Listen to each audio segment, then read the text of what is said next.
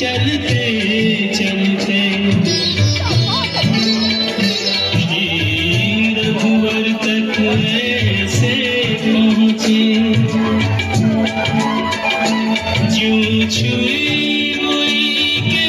Pallav सिमटे सिमटे सकुचे सकुचे